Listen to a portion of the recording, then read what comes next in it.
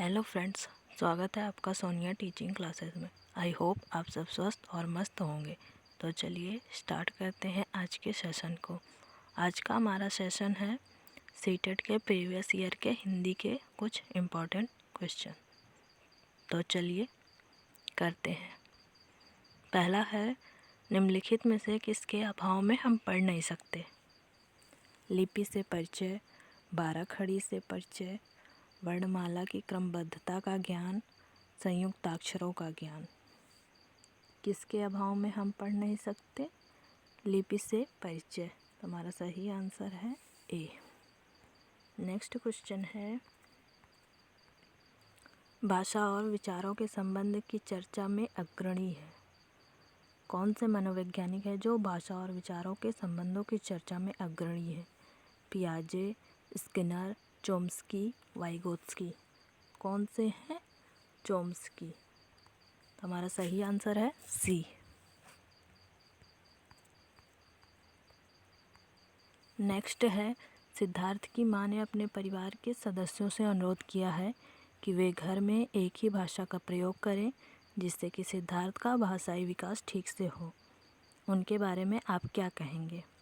वह सिद्धार्थ को समृद्ध भाषिक परिवेश से वंचित कर रही हैं।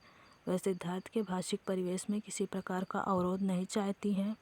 वह सिद्धार्थ के भाषाई विकास के लिए विशेष प्रयत्न कर रही हैं। वह भाषा अर्जन के सिद्धांतों की गहरी समझ रखती हैं। तो इसमें कौन सा हमारा आंसर सही है?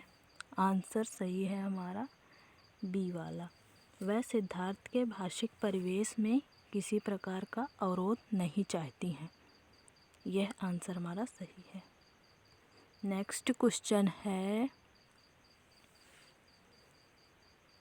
प्राथमिक स्तर पर भाषा शिक्षण के संदर्भ में सर्वाधिक महत्वपूर्ण है कि बच्चे लिखी या छपी सामग्री का अर्थ समझ सकें, लिखी या छपी सामग्री को बोल बोल कर पढ़ सकें, अक्षरों को जोड़ जोड़ कर पढ़ सकें, शब्दों को जोड़ जोड़ कर वाक्य पढ़ सकें। तो इसका हमारा सही आंसर है ए। कौन सा सही आंसर है? ए। लिखी या छपी सामग्री का अर्थ समझ सकें। नेक्स्ट क्वेश्चन है, प्राथमिक स्तर पर लेखन की क्षमता के संदर्भ में सर्वाधिक महत्वपूर्ण है वर्तनी, मौलिक विचार, श्रुतलेख या सुलेख। तो इसमें सबसे महत्वपूर्ण है श्रुतलेख। कौन सा सही है? ऑप्शन सी सही है।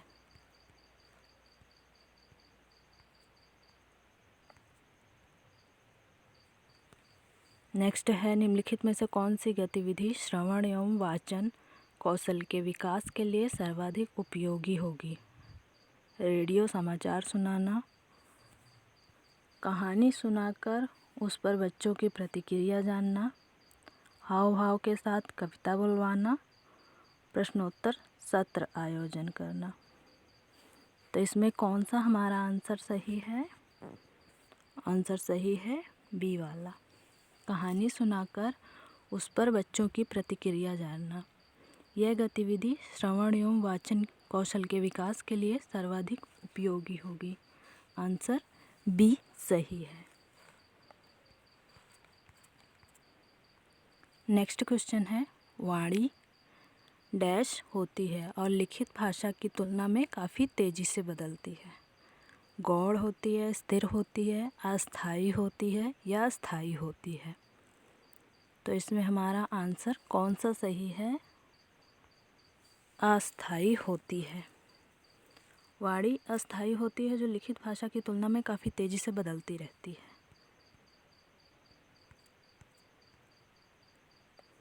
बहुभाषी कक्षा से तात्पर्य है जिस कक्षा में कम से कम 2 भाषाओं में पाठ्य पुस्तक उपलब्ध हो, जिस कक्षा में प्रत्येक बच्चे के घर की बोली को सम्मान दिया जाता हो, जहाँ बहुत सी भाषाओं का अध्यापन किया जाता हो, जिस कक्षा की शिक्षिका 2 या 2 से अधिक भाषाएं पढ़ लिख सकती हो। बहुभाषी कक्षा कौन सी है? बहुभाषी कक्षा से तात्पर्य क्या है?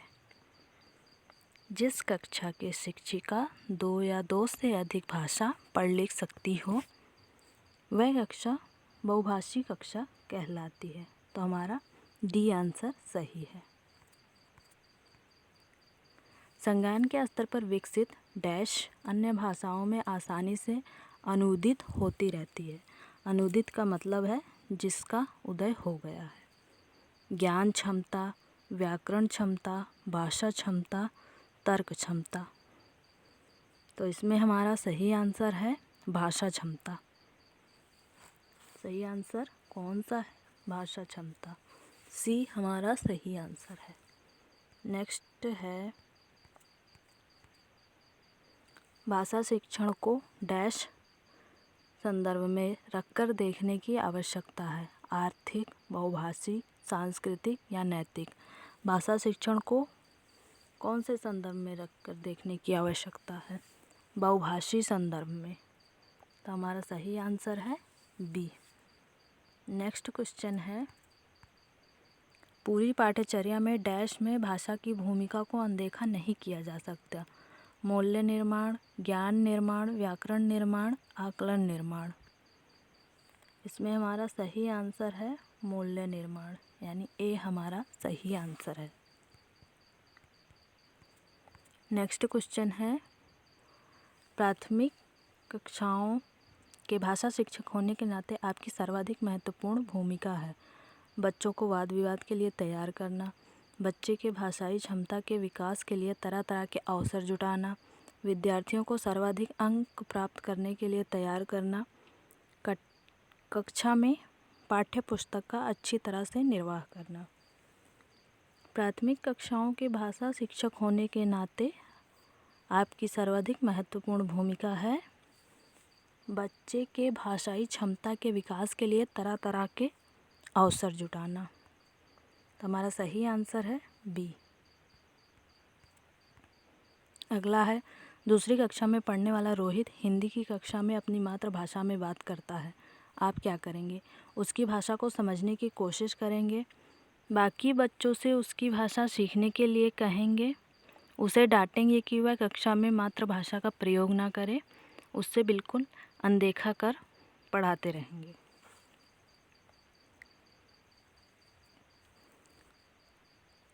दूसरी कक्षा में पढ़ने वाला रोहित हिंदी की कक्षा में अपनी मातृभाषा में बात करता है। तो इसमें एक शिक्षक के रूप में हम करेंगे उसकी भाषा को समझने की कोशिश करेंगे। तो हमारा आंसर ए सही है। कौन सा सही है? ए सही है। पढ़ना सीखने के लिए कौन सा उपकौशल अनिवार्य नहीं है? भावनात्मक संबंध, वर्णमाला याद करने का कौशल, अनुमान लगाने का कौशल, भाषा की संरचना की समझ। पढ़ना सीखने के लिए कौन सा उपकौशल अनिवार्य नहीं है? अनुमान लगाने का कौशल, यह अनिवार्य नहीं है। तो हमारा सही आंसर हो गया सी। द्विभाषिक बच्चे डैश विकास, सामाजिक सहिष्णुता और डैश चिंतन में अपेक्षाकृत बेहतर होते हैं।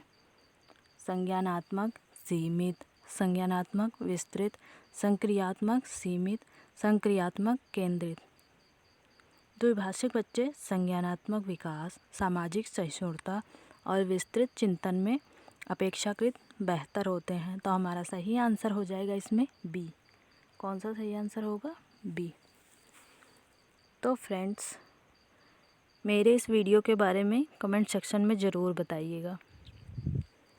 आई होप आपको मेरा यह वीडियो हेल्पफुल लगे। तो अपने दोस्तों के साथ शेयर करिए, लाइक करिए और चैनल को सब्सक्राइब करिए। Thank you.